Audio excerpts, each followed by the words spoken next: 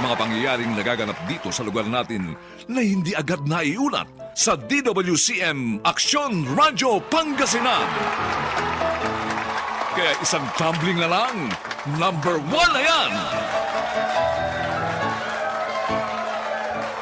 Pangasinan News Leader, DWCM Aksyon Radyo Pangasinan.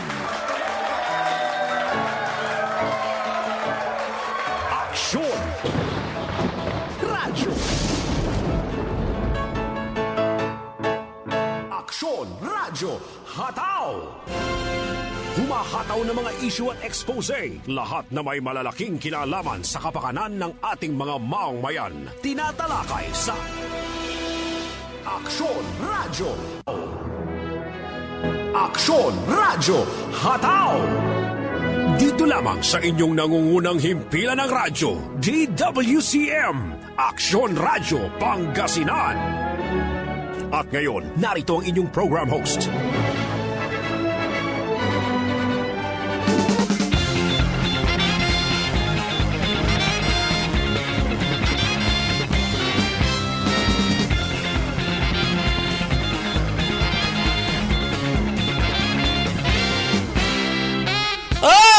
Ma-Omicron, yakabwasalad si kayo namin. Magandang umaga Pilipinas, Ma-Omicron na umaga Pangasinan. At magandang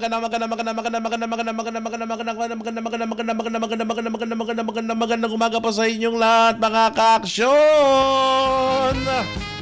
Alam niyo ba kung bakit natin nabanggit na Ma-Omicron umaga? Dahil ang lalawigan ng Pangasinan, napasok na! Meron na hong 4 na kaso ng Omicron variant dito po sa lalawigan ng Pangasinan. Saan mga lugar yan mga yan? Naniguno yan. Magandang ka mga ka-aksyon sa inyong paboritong programa sa radyo bago manahalian. Wadyan alamat sa Aksyon Radyo Hataw. Kasama ko ninyo wadyan sa tuwatan patapadagang karaw Aksyon Ahikam de Sala Pasyon. At sa ating Master Control na riyan ho, Aksyon Conrad Alvarez. Kasama ho ang ating Aksyon Radyo reporter sa pangunahuyan ng ating station manager Aksyon Violi Valdez Ferrer. Patuloy hong nangangalap ng mga latest report and news sa loob at labas po ng ating himpilan. Sa loob at labas ng lungsod ng Dagupan, lalawigan ng Pangasinan. Magsama-sama ho tayo hanggang alas 11 ho ng umaga mga kaibigan, mga ka-aksyon. Dito lamang yan sa Aksyon Radyo Hataw. Live na live po sa 1161 kHz sa inyong mga talapihitan. At hindi lamang yan mga ka-aksyon, tayo po ay nakikinig din ho, napapakinggan ho ngayon mga kaibigan. Dito po sa live Facebook streaming at sa live YouTube streaming din po natin. At tulad ni Madam Delia Cabayes, ayan, saka si Madam Francisco Obero, nakatutok na ho sa atin ngayong umaga. Ako, mga aksyong umaga, nasaan man po kayo mga mama, alam nyo, nasa bahay man kayo, nasa labas man kayo, Kaya tulad nga ng binanggit ko natin kanina mga kaibigan, meron na nga ho tayong 4 na kaso, 4 na naitalang kaso ho ng Omicron variant dito po sa Dagupan, hindi lang sa Dagupan, pati po dito mga kaibigan, sa buong lalawigan ho ng Pangasinan mga ka-aksyon. Ano ba naman po yan, sige, eto mga kaibigan, didalyan na ho natin mga balitang yan mga ka-aksyon, para hindi ho kayo mabitin, Ito'y bahagi po nung ulat kanina nila Aksyon Jeric Pasiliao sa Aksyon Radyo Balita. At ito'y babasahin lamang natin ulit rito. Meron na ngayong 4 na kumpirmadong kaso ng COVID Omicron variant sa lalawigan ng Pangasinan. Yan po mga ka-aksyon ang kinumpirma kahapon ni Provincial Health Office Chief Dr. Ana Maria Teres de Guzman sa sesyon ng Sangguniang Panlalawigan sa Season Auditorium sa bayan ng Lingayen. Ayon sa kanya, ito mga ka-aksyon, makinig kayo, ang naitalang mga kaso ay galing sa mga bayan ng Santo Tomas at Mangataram, Urdaneta City at Dagupan City. Ayon kay De Guzman, ang pinakahuling naitalang Omicron variant case sa lalawigan ay noong December 26, 2021, last year pa pala, na isang returning overseas Pilipino. Sinabi ni De Guzman na sa araw ding iyon ng pang-14 na araw na nasabing pasyente sa isolation kung kaya't ikinukonsidera na ito bilang isang recovered patient. Ayon pa sa kanya, lahat daw ng kumpirmadong Omicron patient sa Pangasinan ay nakaranas lamang ng mild symptoms. Ayan po mga ka-aksyon, So medyo, paano ba to Di kaya Action Corner, di kaya nagkaroon na ng local transmission dito sa Pangasinan? Late na naditik late na, ganyan talaga katagal, no? Sa Philippine Genome Center, it will take about 2 weeks mga ka-aksyon. na ma-detect yung yung Omicron variant, ha? Kasi ang daming nakapili. Imagine mo ang daming kalaban. Mag-isa lang ng Philippine Genome Center. Imagine mo ilan ang gamit nila doon, ilan ang tao nila doon, di ba? Kaya talagang matatagalan. Kung sa US, sa ibang bansa, siguro mag-antay ka na ng 1 or 2 hours. Malalaman mo na kung anong variant yan, di ba? Dito sa Pangasinan, 2 linggo, Aksyon Konrad, 2 linggo ka, 2 simba ka banalagar. Kapigan ni tayak mula may virus. sa malabat ng tanya, agi, Omicron manaya, aliwa pilo!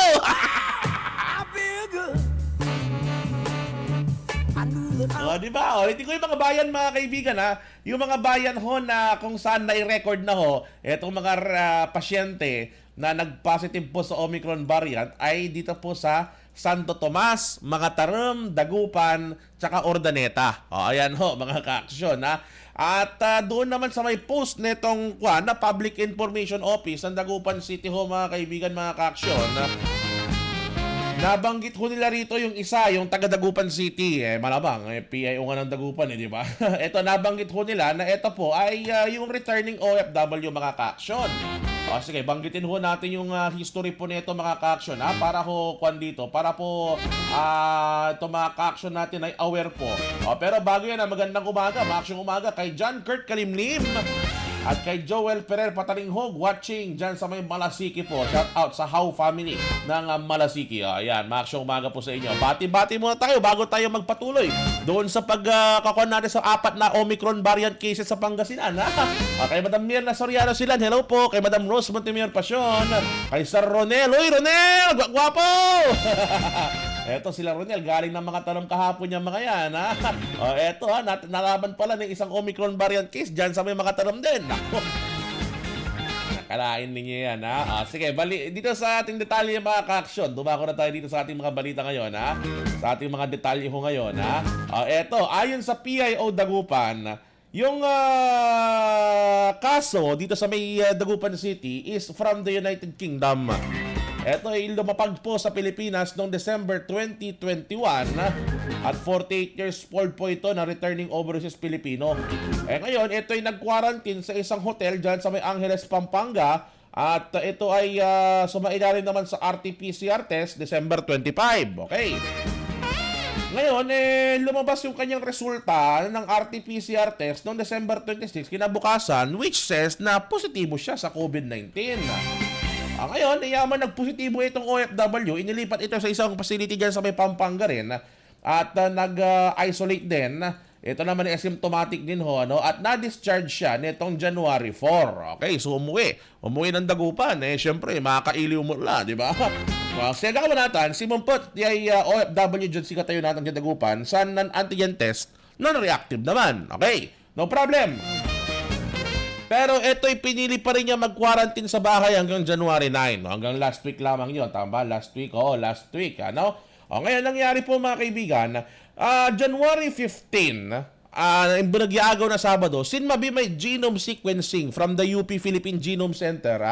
At lumalabas na yung sample na kinuha sa kanya when she was staying in a hotel in Pampanga, it turns out mga kaibigan na yung positive result ho na yun, Omicron na pala. Okay, nangyari ko rito ngayon mga kaibigan, December 25 na-collect yung specimen, ngayon lang nalaman yung resulta. So, hindi lang 2 linggo Aksyon Konrad, 3 linggo. Ang bayag, nitayak to lang may virus. Di ba? Nitayak to lang may virus. Unwittingly, of course, di niya alam, di ba? Ayan po mga kaibigan, kaya alam nyo, di naman sa pangano, no? Tingin ko talaga, napasok na tayo ng Omicron variant ko rito, pero ito lang yung unang 4, na na-detect ho sa lalawigan ho ng Pangasinan, Kaya yung mga ka-action ho natin, dyan po sa may bayan po ng Mangatarem, Santo Tomas, Urdaneta City, tsaka Dagupan City. Naku, magdoble, triple, ingat ho tayong lahat, Dahil maaari, ito di pa naman natin kumpirma, pero kung from the looks of it, mga ka-action, yung pagtaas ho ng kaso, parang nagkakaroon na ho tayo ng local transmission ho nitong Omicron variant po dito sa lalawigan ho ng Pangasinan, mga ka-aksyon, di ba? Kaya mabuti na lamang po, at yung mga ka-aksyon ho natin dyan, ingat-ingat po kayo mga kaibigan, Ito na lang, sa Dagupan City na lang, buti na lang to si Mayor Brian. Ito, good job, kahit paano naman we'll give her credit payment is due. Thank you, Mayor Brian, no? At na-consider mo kahit papaano na ipagpahingain tong mga ka-action natin, itong mga estudyante natin, ha?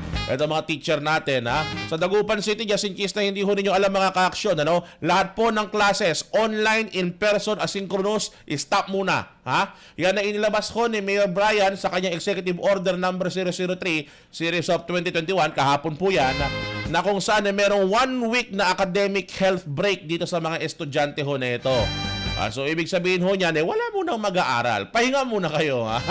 Maganda ho yan, mga kaibigan, kahit paano, no? Kasi makakatulong yan para number 1, makapag-adjust ho tong mga tao. Estudyante man, teacher po yan, ano? Dito po sa umaakyat ho na kaso ng COVID-19 po sa Dagupan City. At hindi lamang yan mga ka-aksyon, para makapag-recover din, makapagpahinga rin tong ibang mga estudyante. Abay, mantakin mo Action Conrad, more than 1,000 students na sa Dagupan City, from both public and private schools, ano, ang nakapagtala na ng flu-like symptoms. Nagkakasakit sila ngayon, At yung mga yan, papasukin mo, naku, mukhang alanganin ho talaga yan, di ba? Hindi lang yan, may mga teacher din ho, mga kaibigan, na may natamaan din ho. May mga tao rin, may 4 dyan sa division office, tas may 4 din na mga teacher, nag-positive po sa COVID-19. O, di ba? Meron pang iba na sumasailalim pa ho sa examination.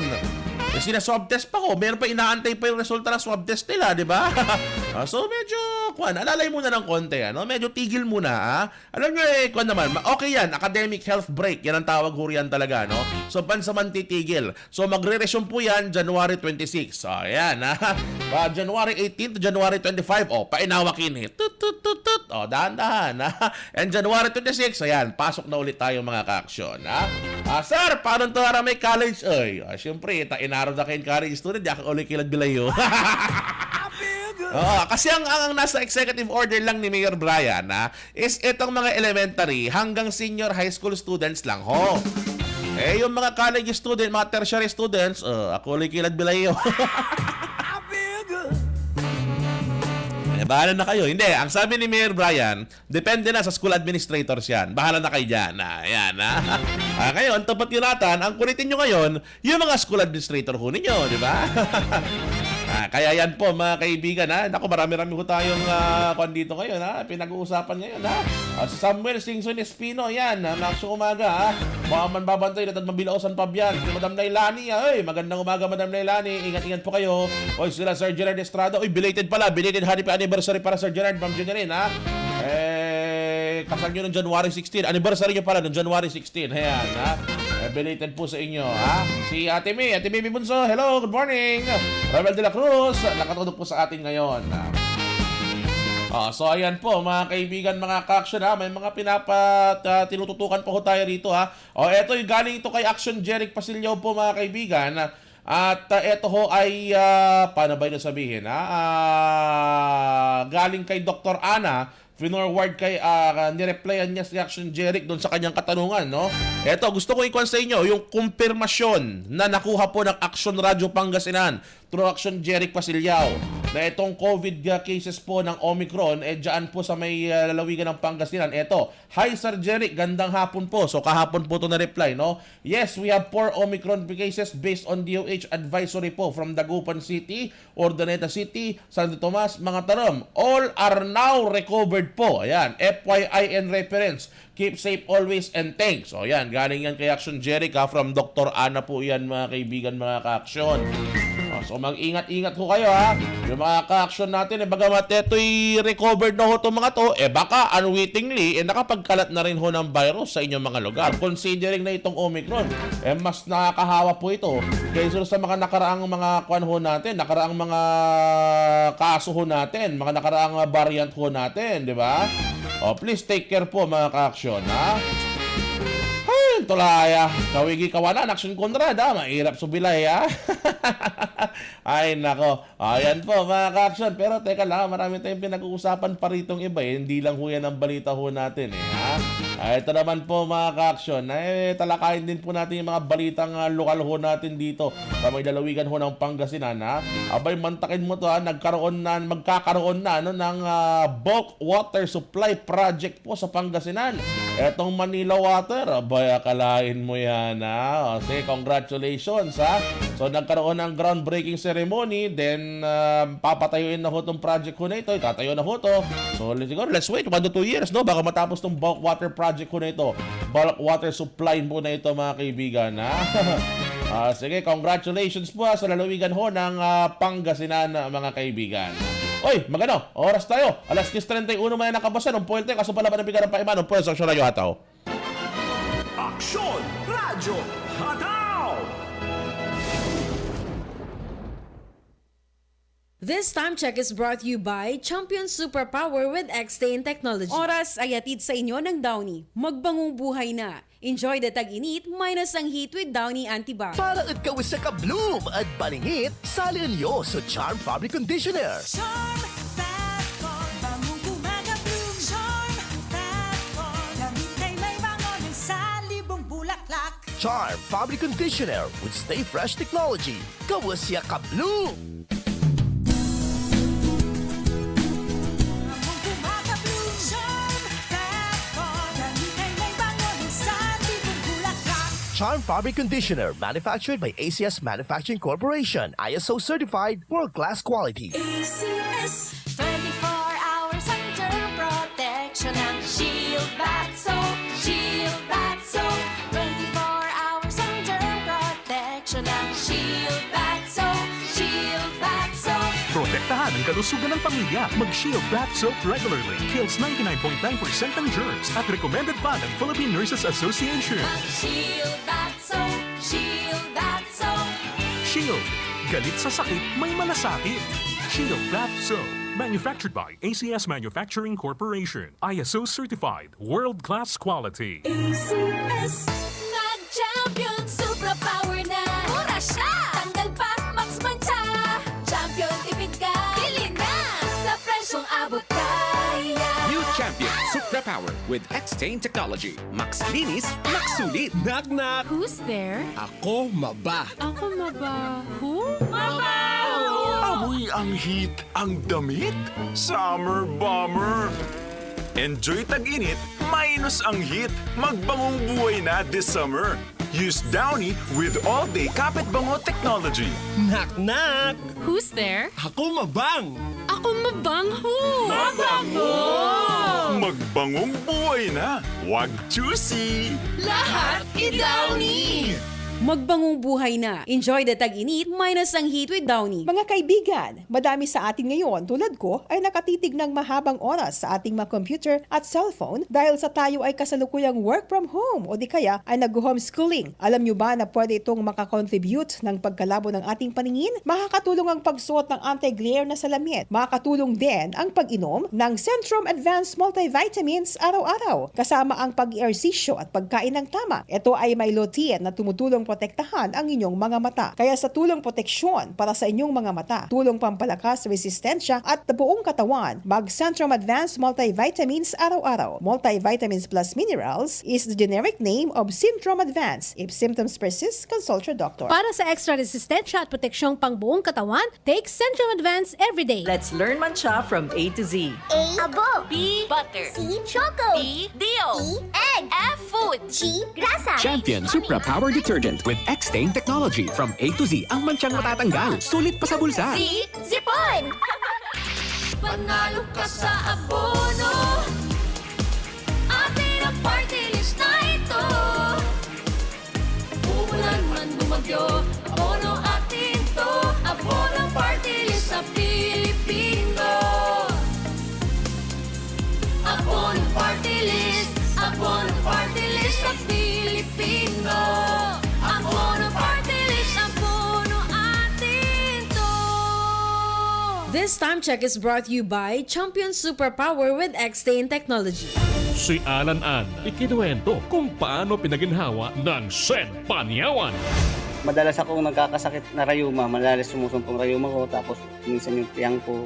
Simula nung uminom ako, nagtik ako ng banyawang kapsul, ay nagkumanda ang aking pakiramdam, lumakas ang aking katawan. Nawala yung mga sakit-sakit ko sa kasukasuan at saka yung aking rayuma, nawala na. Kaya simula ngayon, magbanyawa na kayo, magaling to, makakapagpalakas ng katawan. Salamat sa mga gumawa sa panyawa kapsul kasi marami kayo natulungan sa katulad naming mahirap, lalo-lalo na yung presyo nyo yung hindi masyadong mahal. Ako si Alan Ann, taga Dasul, Pangasinan. Basta said marketing, tatak magaling. Si Mommy at si Washing Machine believe sa Pride Washing Machine Detergent. Hello, Washi! Hello, Mommy! Laundry day na naman! Ready ka na sa mancha, chocolate, putik, libag? Kaya yan ang Pride Washing Machine Detergent. May triple stain-away formula. Tanggal ang makapit, madikit, at malupit na dumit mancha. Easy ang labada. Mula noon hanggang ngayon. All you need is pride! All you need is pride! Pride Detergent, manufactured by ACS Manufacturing Corporation. ISO certified, world-class quality. ACS! Kamatayan. Yan ang parusang ipinapataw ng ibang bansa sa mga nahuhuli nilang drug couriers o mga taong nagdadala ng droga palabas at papasok ng kanilang bansa. Mula 2006 hanggang 2009, 205 Pilipino ang nakulong sa China at 75 doon ang nahatulan na ng bitay. Mag-isip ka, huwag maging biktima, huwag maging drug courier.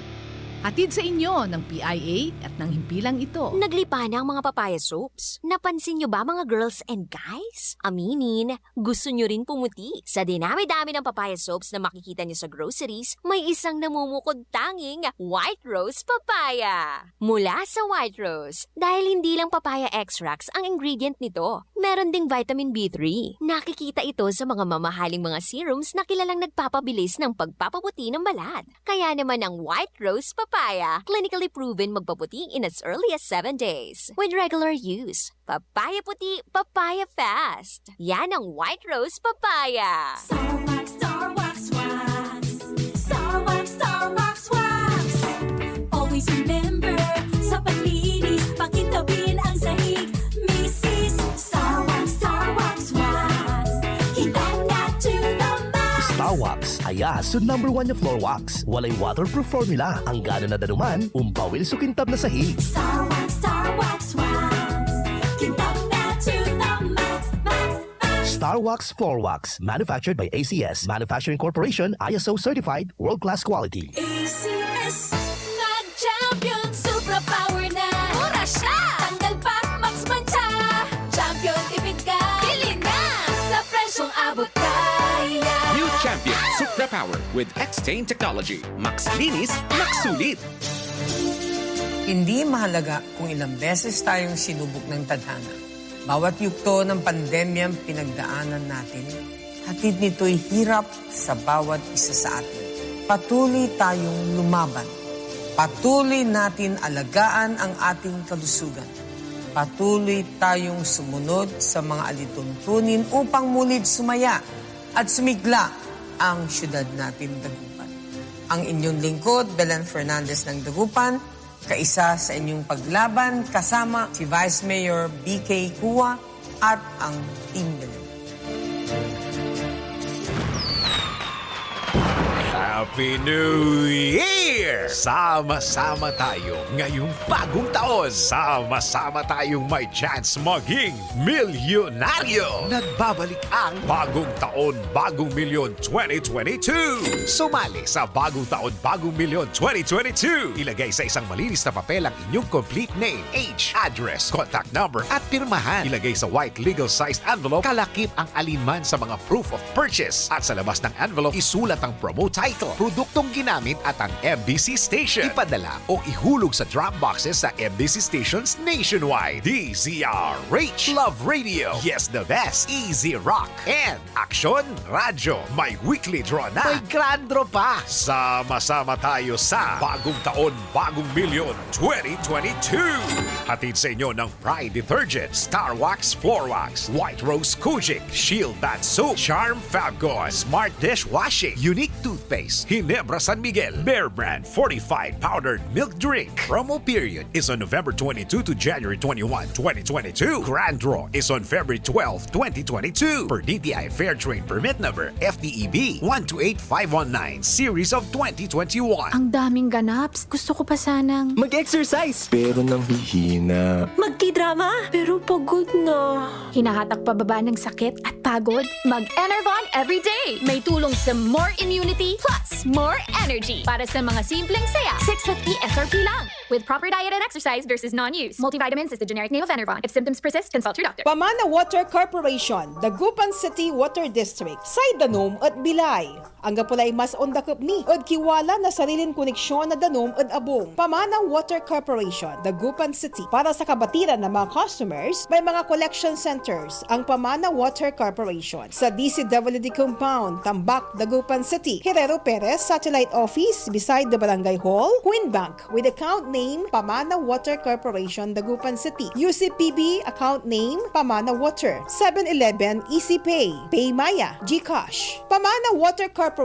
Para sa mga new connections, mayroon silang promo ngayon sa pamagitan ng Easy Pay Installment Program. Initial payment of 1,340 pesos only. For more details, you may contact 0917-842-8653 for Globe, 0968-678-6060 for Smart. Saidanom at Bilay. Pamana Water Corporation, Dagupan City Water District. Saidanom at Bilay.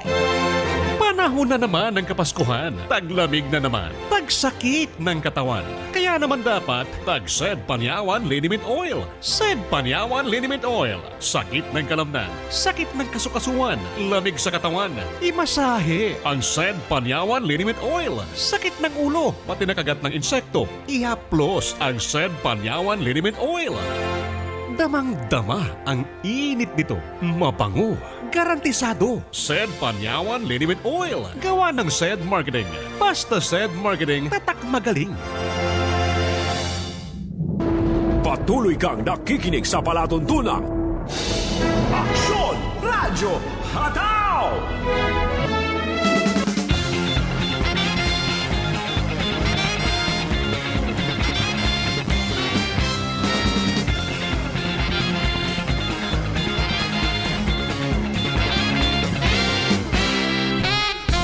Papuel sa Aksyon Radyo Hataw. Oras na natin kabasan alas 10:43 na kabasan. Uy, naku, makabarsal tayo no. Abawasan laman nawa. Abawasan laman ba ito Abawasan la. Balat nakarakal ni komersyal eh. Antan talaga action ko. Tinagawan tayo di ba? Maxel, number 1 yung radio station. Tinagawan tayo eh. Ay, nako! Dala-diretso po tayo sa mga balitaan po mga kibira. Text lamang 0922-852-1161 or kung kayo ay nakatutok ngayon online, kung natin Madam Lailani, ha? At si Madam Lani Antonio, ayan, kung po kayo dyan, comment lang po kayo sa comment box po natin, ha? Sa atin pong mga karagdagan pa ho na mga balita, yung mga text messages ho ninyo, babasahin po natin mamaya yan, ha? Eto po mga kaibigan, mga ka-aksyon, nako, meron pong, meron pong karagdagan tayo mga ulat, balitang lokal ho tayo mga kaibigan, ha? Dito sa ating balitang lokal mga ka-aksyon, ha? Sumampa na sa 66.23% ng may tuturing ngayong fully vaccinated sa lalawigan ng Pangasinan kontra COVID-19. Sa sesyon ng Sangguniang Palalawigan kahapon, sinabi ng Provincial Health Officer Dr. Ana Maria Teres de Guzman na ang nasabing porsyento ay katumbas na ng 1.6 million na mga Pangasinense mula sa kabuang bilang ng mga natukoy na eligible population sa lalawigan. Tingil dito, nasa 3.77% na lang ang kinakailangang mabakunahan sa lalawigan bago tuluyang makamit ang 70% herd immunity ng Pangasinan. Ayon kay De Guzman, tiwala mo ng pamahalang palalawigan na bago matapos ang buwan ng Enero ay makakamit na ng probinsya ang population protection kontra COVID-19, lalo pa tuloy-tuloy ang sinasakawang pagbakuna sa iba't ibang mga lokal na pamahalaan sa lalawigan ng Pangasinan. Ang balitang ito ay atid sa inyo ng Downy. Magbangong buhay na. Enjoy the tag-init minus ang heat with Downy Antibac. At alam nyo ho ba, may iba tayo saglit ha, puro na lang COVID pinag-uusapan natin ha. Ito, dumako naman po tayo dito sa mga police report ho natin. Alam nyo ho ba mga ka-aksyon na netong nakaraan ay may isang Amerikano, may Kano Action Konrad. na dinali itong Pangasinan PPO, ha? Dito sa may Dagupan City, may hinuli silang kano. Itong kano na ito, wanted na pala. Oo, matagal na palang tinutugis ng mga otoridad itong si American guy na ito, no? Ito po mga kaibigan, mga ka-aksyon, ano? Nagpunta to mga to dito sa may Calarin Street, sa may barangay Maluwod. Ayan, ay mga ka-aksyon, mga listener natin dyan, si Kap Ampeng, gandang umaga, ha? Ito po ang mga tropa ho ng Pangasinan PPO Provincial Intelligence Unit, kasama to mga tropa sa FSU, mga ISCFP, Unified Intelligence Northern Luzon Command, nagsagawa nga ng enforcement operation dyan sa may Maluwod, bandang kahapon lang pala, kahapon pala Action Conrad, 7 a.m. Ayan, ito, na dahil dyan, na-aresto itong suspect, itong Amerikano na si Rex Ford Gay. Grabe nga rin ito Action Conrad. Rex Ford Gay, Oo, Sanculi Velasco. Pinanganak po noong May 12, 1978 at isang US national. Ito, sa kuha nating informasyon, ano? Ito ay undesirable pala to. Undesirable, ibig sabihin, ayaw na dito. Tapos overstay alien din pala tong mama, Ayan po mga kaibigan, ano? At sabi rito, he also poses risk to public safety and security being a fugitive. So, takas itong mama, fugitive. Matagal na pinaganap, from justice as per official communication from Special Agent Michael Kin of the Naval Criminal Investigative Services, U.S. Department of Navy at the U.S. Embassy in Manila dated December 8. Ito, ang suspect, meron palang outstanding federal warrant of arrest. Mantakay mo yan, outstanding federal warrant of arrest na in-issue ng U.S. Marine Corps Absentee Collection Center. Ayun, awol itong mama. Awol. Nanawol. Aliwan na atiwol, nanawol. Ayan, nanawol. Ito sabi dito, military desertion. Yun ang sabi Ibig sabihin, imbatikan to, Action Conrad. May ginto, to, servisyo to, di ba? Kailan pa ba to? May 25, 2005 pa pala. May 25, 2005 pa pala. Tumakas tong mama. Eto, kaya, yan, hang 25, ilang 2005, 15, 16, 17, 18, 19, 20, 21. Di 16 years. 16 years, Action Conrad, pinag-arak ng mga otoridad. Ayan po, mga ka-aksyon. Although ito yung nahuli na ito turn over po ito sa Bureau of Immigration Main Office pagkatapos ng booking at ng documentation. Ayan po, mga kaibigan, So, he's an international criminal na may tuturing at na-aresto po yan dito sa may barangay Maluwod, Dagupan City. Ayan, sabi rito, his subject's renewal application of passport was denied by the U.S. Department of State. Ayan, so paano to sigurado, ito yung may kasama rito, may jowa to dito, Action Conrad, May kasama yan, sigurado may kinakasama na yan dito sa Dagupan City, sa Pilipinas, Ayan mga kaibigan, para di kayo magsawa, puro na lang COVID pinag-uusapan natin, Eto so sabi dated 14, January 14, Rex Ford Gay. Grabe nga rin to Rex Ford Gay, Sanculi Velasco. Ayan yung pangalan nitong suspect. So yan baka manakilala ko ninyo ito mga kaibigan baka may kakilala kayong ganitong American national si Rex Ford Gay, Sanculi Velasco. Ayan, naaresto na to ng mga otoridad mga kaibigan. Tulaya, Action Conrad. Yan sinasabi ko sa inyo kapag kayo may ginagawang kabulastugan kayo mahuhuli po. Siguro hindi ngayon, siguro hindi next week, hindi bukas, pero someday you will be caught, Someday mabibisto kayo. Someday kung patuloy yung ginagawa yan, talagang mahuhuli po kayo dyan mga kaibigan, kaya kayo, tigil-tigil nyo naman ginagawa ko ninyong kasamaan, dahil babalik din po sa inyo yan. Remember kahapon may nabanggit tayo, di ba? 3 pumuga, Action Conrad, di ba? Yan sa Bilibid. Alam mo ba na since na iyan pumutok yung balitang yan, kahapon ng 1:00 ng madaling araw, kasi tumakas nga sila ng 1:00 ng madaling araw sa Bilibid, 2 sa kanila patay na. Oo. Ayaw nilang pahuli ng buhay Hindi sila nang pahuli ng buhay. Sabi nila mamatay na lang ako kaya balik niyo ako sa kulungan. Nakipagbarilan, patay. Oo, yung dalawa. Yung dalawa ho roon, ha? So, yung isa, patuloy pang tinutugis ngayon. So, ang tanong, yan ba ay mahuhuli? Yan ba may babalik? O lalaban din yan? Maaaring lumaban yan, ano? O pangatlo, baka magkaroon ng change of heart. Baka kusang sumuko ulit, di ba? Baka bumalik na, baka kuwan, di ba? Matakot din, no? Babalik din yan mga kaibigan, di ba? Ayan ang antayin po natin mga ka-action ho rito, no? So, 2 out of 3, ha? Dalawa dun sa tatlong mga pumuga, patay na ho, ha? Na ipagbarilan po sa mga otoridad mga kaibigan. Kaya yung mga yan ho ay, yan na, wala na ho. Kasi patay na ho mga kaibigan, ha?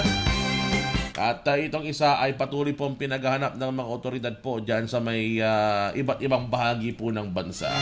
Pero sabi nga nila, tingin daw nila nasa Luzon lang yan, ha? Dahil hindi makakalayo yan ng ganyan. Dahil markado na yung pangalan ha? So baka nagtatago lang yan somewhere here in Luzon. So antayin po natin mga kaibigan kung ano mangyayari ho riyan, ha?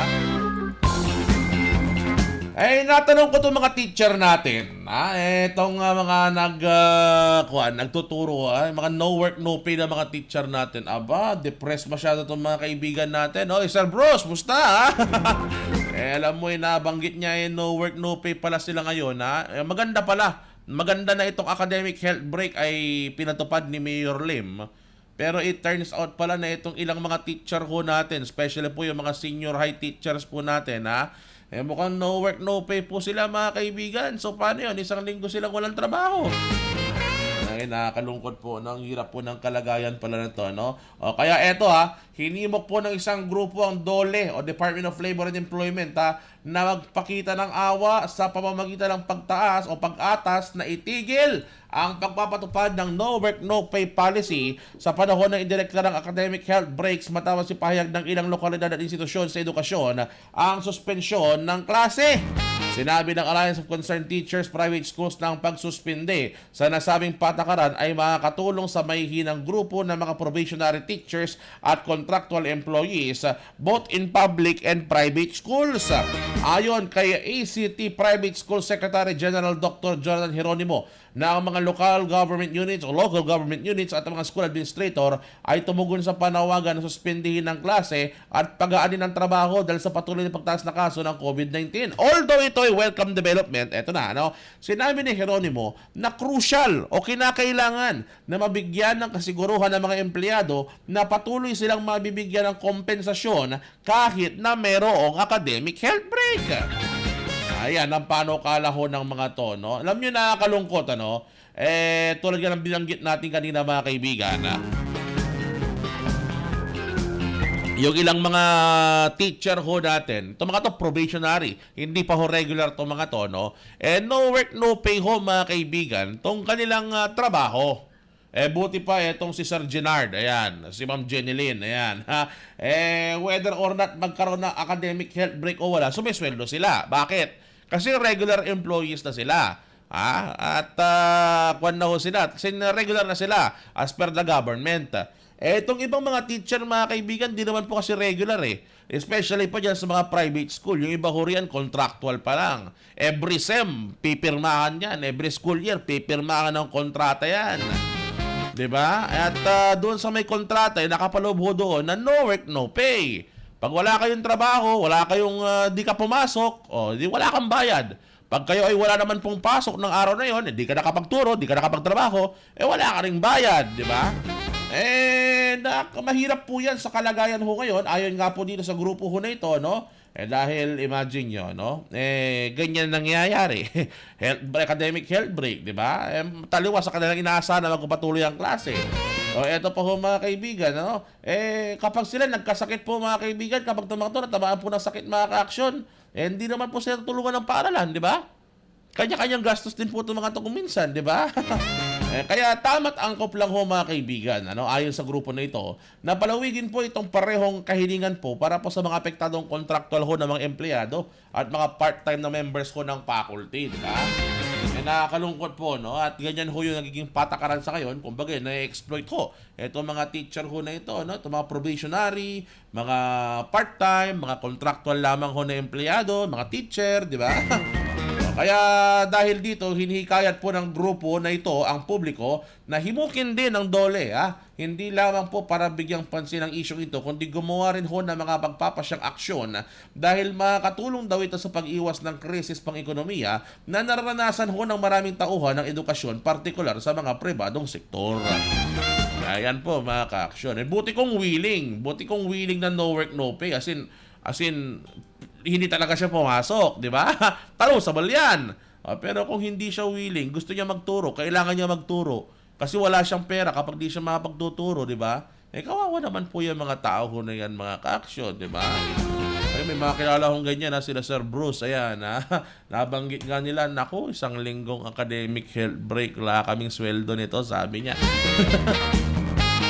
Paano? Hindi siya regular kasi, di ba? Pero that's out of the point. Ang punto rito, sana mabigyan din ng compensation tong mga teacher ho natin na no work, no pay. Especially ngayon, di ba? Itong Dagupan City LGU nag-declare ng academic health break. O, di ba? Kaya, lang trabaho rin 1 linggo itong mga to. Kawawa naman, di ba? Ay, nako. Oy, alas 10:56 na ho pala. Magpapaalam na ho tayo mga kaibigan, mga ka-aksyon. Dahil wala tayong sapat na oras po mga kaibigan dahil tayo ho ay may susundan hong programa. Itong Pangasinan Bilis Kilos. Ito ihatid po sa atin ang ating mga living fossils. Living legends. Ayan, Aksyon Jesse Perez and Aksyon Reaper Hortaleza. Ayan. Maraming salamat po mga kaibigan. Sa inyo walang sabang sabay-bay po sa ating programa Aksyon Radyo Hataw. Nakasama ko ninyo sa loob po ng 1 oras sa ituwatan patubadagin kaaro. Aksyon Ahikam de Sena Pasyon. Tanad Master Control tayo. Nakaiba tayo man si Aksyon Conrad Alvarez. Sa kalang po ng bubuo sa Aksyon Radyo Pangasinan sa pangunan ng ating stage manager, Aksyon Violi Valdez Ferrer. Susunod na ho si Aksyon Reaper Hortaleza alias Mr. Ri at Aksyon Jesse Perez sa kanilang programang Pangasinan Bilis Kilos. Ito lang yan sa Aksyon Radio Pangasinan 1161 kHz. Una sa aksyon, una sa balita. Sama-sama tayo, Pilipino. Balita at sumasabog ng mga expose na hinahagupit sa palatuntunang